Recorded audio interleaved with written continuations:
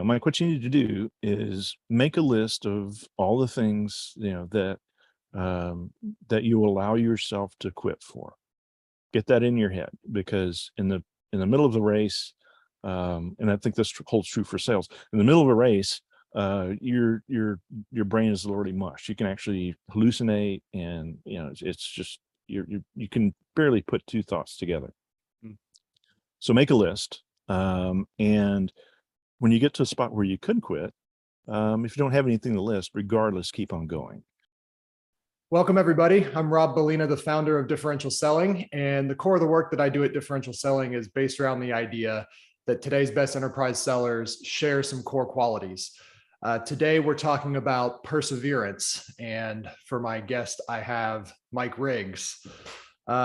Mike is an Air Force veteran. He's done stints at numerous companies as sales engineer and solutions engineer. He also has the dubious honor of being known as my work spouse when he and I worked together at Cloudera. Mike is currently principal solutions engineer at Cloudera. I believe I got that right, that title right. So Mike, thanks for joining me. Welcome. Thanks, Rob. Glad to be here. All right. So a lot of what I learned about perseverance comes from working with you for, gosh, we were a team for 6+ years. First, let's start with, tell me about how you got into selling. How did you get to selling to large accounts? What happened before we picked up the story together? Sure. So as you said, I graduated in electrical engineering, spent 4 years as an officer in the Air Force. From there, Oracle hired me. They were expanding in the Southeast United States in Atlanta. So got a job there. Had no idea what selling was, but I got this job as an SE, and had a great time there. From there, went on to be a SE at Next. That was Steve Jobs' company that was then folded back or bought back by Apple, and became OS X as you know it today. So it's kind of fun to be there as for that. And then I did some PS for a while and had my own company for a while. Did expat gigs in London and Mexico for about a year each, which was kind of fun. Then I went to a software startup, started doing dev, and eventually was part of the SE org, led part of the SE org there, and did an expat gig more for the PS side in Tokyo for a year. So been around the world, love it. And then from there, led a global SE organization doing broadband gateway sales. And so had a lot of fun there. And then eventually from there landed as an SE at Cloudera, as an individual contributor, and that's where I met you, and sell large accounts in the Tola area. Cool. So, in our time together, I mean, you had sort of this tempering effect on me, because when I thought about who to reach out to for these things, and I thought, okay, perseverance, I'm going to Mike, because I've seen him live it for 6+ years. What would you say, are there lessons from your career? Why especially sort of at the strategic level of selling, is perseverance so important? Particularly for enterprise accounts, it takes time to build trust with the customer, to understand their environment. Large enterprises are tremendously complex, and understanding that complexity. How do they do sales? How do they do buying? How do they get money to buy stuff, and the lead time it takes money to do enterprise deals can be quite lengthy. So it takes time to get embedded in an account in that way. And the second thing for me, I think, is just the timing can be important. They may be trying other stuff, particularly these days, where cloud is important. They're getting, customers are getting bombarded by, 5 different solutions that fit in the exact same space you are. So they're going to go try other stuff. And as you build trust and, you'll get your shot eventually. But sometimes it just takes time. The timing to be there, is important.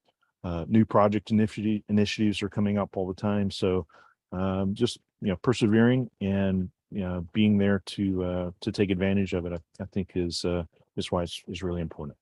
Yeah. I remember right after we joined Cloudera together through the Gazang acquisition, you and I took over management of a large local account here in Austin, and we walked in and we were all like, bright-eyed and bushy-tailed and like coming out of the acquisition feeling good. And they sat on the other side of the table and they're like, look, guys, you're our third account team in less than a year. Yeah. And they called me, in order to protect the innocent, we won't say names, but it was like AE 2.0. We're like, Rob, we're not even going to learn your name because by the time we learn it, you're going to be gone. So like, and I just like, I think back about that, and then spending time with those very same people for 6+ years. Where have you seen the positive effects for customers on exercising perseverance, being consistent, being with them over the long haul? Yeah. So, by the way, I died when they said that. I died laughing inside when they I said know that. you were laughing. I was not laughing. No, it was funny for me. So yeah, so where that's progressed, really it's we're part of their team. They have, what ostensibly are internal calls, and we're on it. And we're really our trusted advisors. So we can, sit on their project team meetings. A lot of times my job as an SE is to say no, that's not the right way to do this, or have you thought about, I say it nicely, of course, um, have you thought about this, or things like that. And so, we have become the trusted advisor to them. So, we do get pulled in when there's questions or problems or things like that. So that's, and that person that said, called you AE 2.0 is now, a good friend. And, one of the folks, I would say uses this as that trusted advisor role. Yeah. Yeah. That was a rough day for me. That was. What about internally? So I'll share one story, and then if you want to elaborate.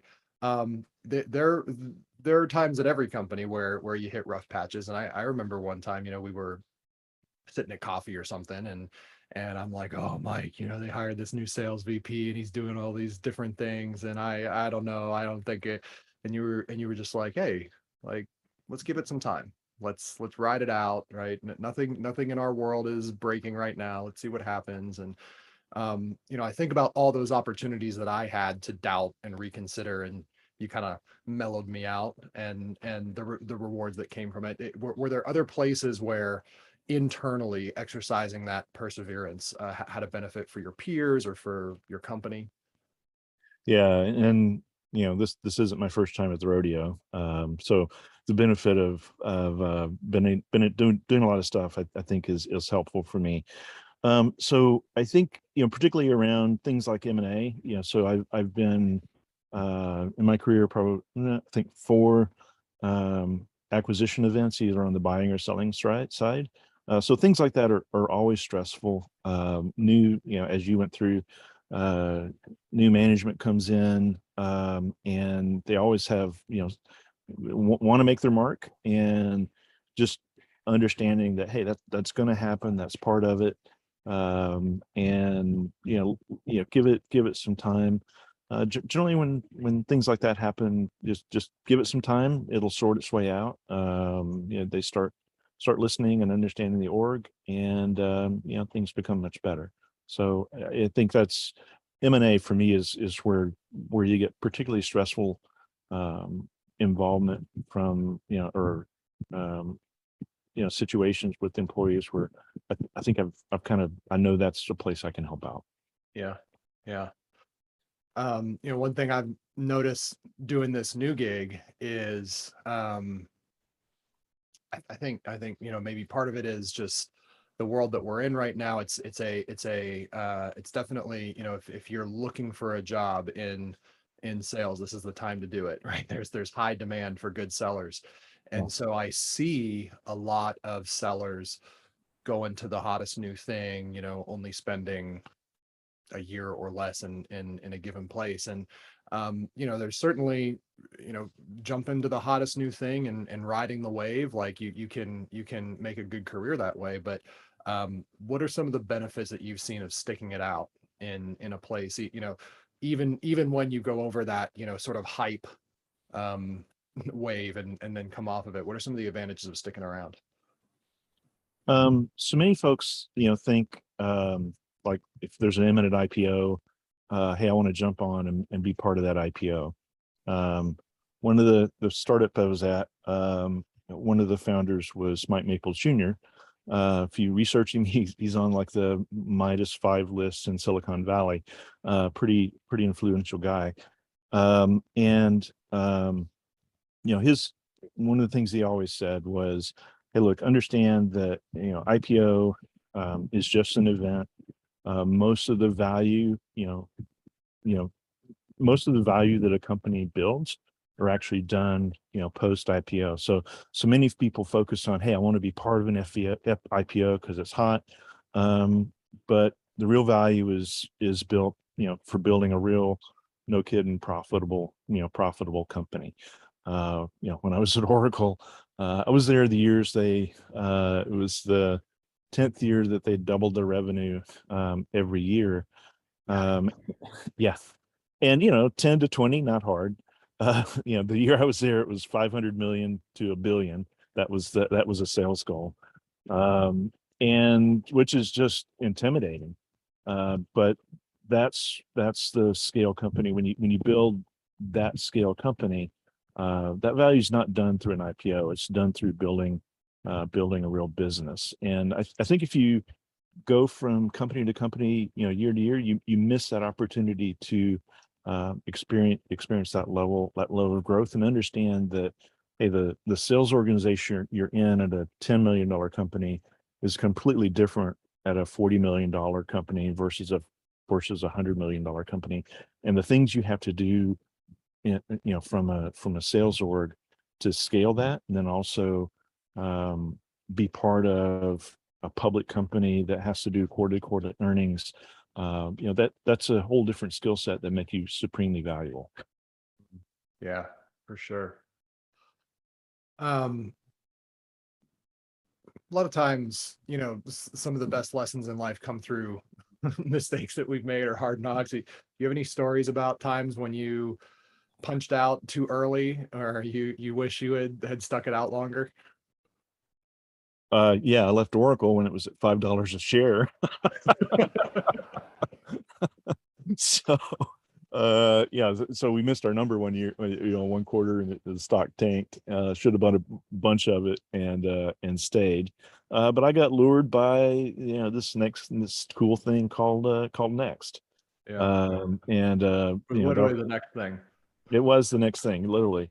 So it was a hot, cool thing. If I'd have stayed at Oracle, I probably wouldn't still be working. But not to say I really enjoyed what I did, so I wouldn't trade it. But yeah, I think it's easy early in your career to do jump around a bit. But kind of sticking with it. I've been at Cloudera now for 7 years. It's been the most success I've ever had in my career. I wouldn't trade it for anything. Another example I think is, from,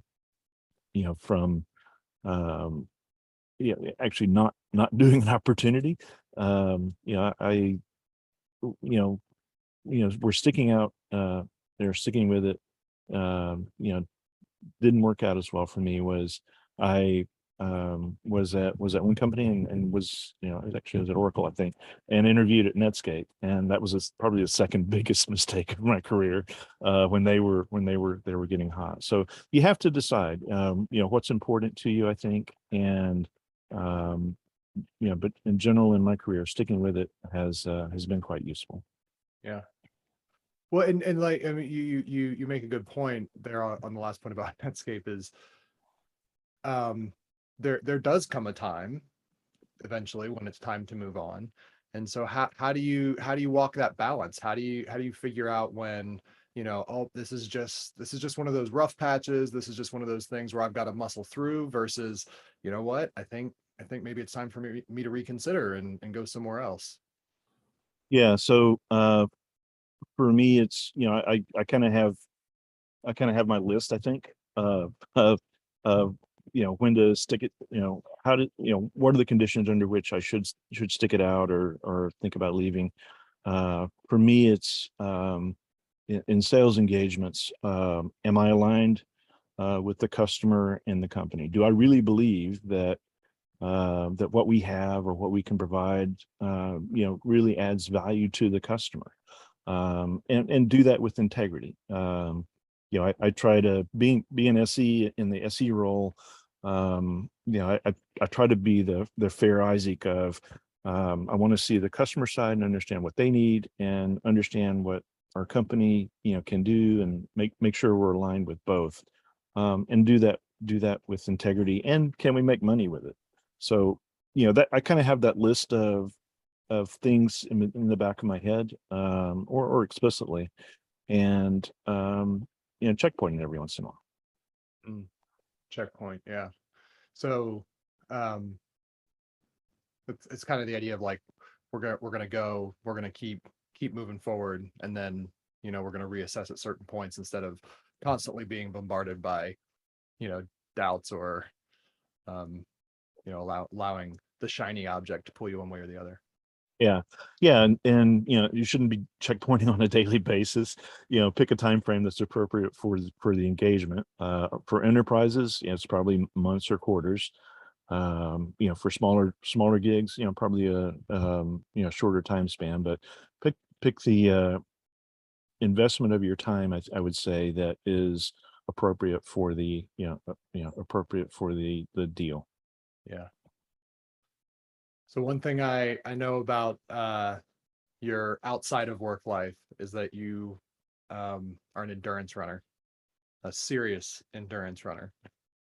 So first, just for the fun of it, tell us a little bit about that and the extremes that you have endured in your running, and then I'm interested to hear like I mean, you got to be able to persevere to do that kind of physical activity. Does that add to your ability to persevere in the logistical, anxious prone world of a career? I think it does. It makes you mentally. I think it's made me mentally much tougher. What Rob's talking about. I was probably 39 or so, overweight, high blood pressure, all the negative things that just had me towards heart disease at age 50, and that's what my doctor told me. Guys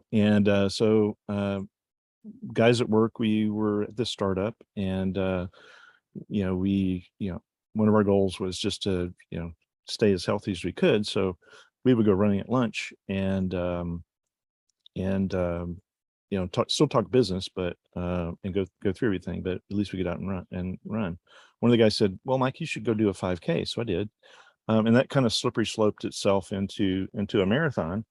And Wait. Slippery sloped into a marathon. well, yeah. So What's you do a five. 5K is 2.3 miles or something? Well, it takes time. That's the persistence and perseverance of it. So this was in August we started running, and then so you do a 5K, and that was kind of fun. Then there was a 10K. I was like, okay, that's just, we're running that every day at lunch, so that's no big deal. We're running 6 miles at lunch every day, so that's no big deal. And then from there, you're like, oh wow, you can do like I think it was a Decker Challenge, which is, I want to say, 18 kilometers, something like that. And then a half marathon, and that's a super slope. Yeah. Okay. Um, um, and so from the marathon, I was like, well, that was fun, but and it hurt towards the end. My knees were really in pain at the end. But I thought there's got to be something more. So I found this 50K trail race, and I was like, well, that's only five miles more. I can do that. You go slower and it's on trail. So yeah, I did that. Then from the 50K, I found there's a 50 milers. Like, well, I'll just go slower, and I'll take all day. I think 10 hours was my first time. And then from the 50 miler, the big jump was to doing a 100 miler. So you start at 6 a.m. on Saturday, and you'll have till noon on Sunday, 30 hours. Um, and then the kind of I would say the most prestigious one I've done is called Western States. It's the Cadillac of 100 milers. You grade 100 milers on average elevation and elevation change. So it starts in Squaw Valley, the ski resort, goes over the Sierras to Auburn, California. Um, if I remember correctly, 24,000 total elevation, 24,000 feet up, and 28,000 feet down. So a lot of work there. So for me, I think the lesson learned from that out of for me is your mind has much more control over your body than most people will ever realize. So you're in pain, everything, well, it's actually like a roller coaster. There's parts of it that you're literally top of the mountain feeling great, and 10 minutes later you can just feel horrible. And your brain has to say, just chill out.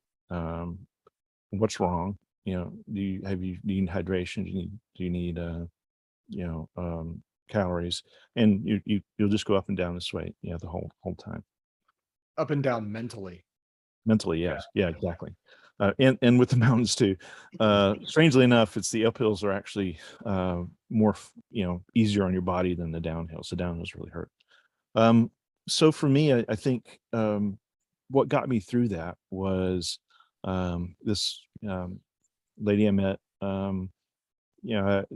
I thought she was an accomplished endurance runner. Turns out she wasn't. She was just a husband of a guy that really was. But she was his pacer, and spent a lot of time with him when he was running. And I was like, hey, how do you get through one of these things?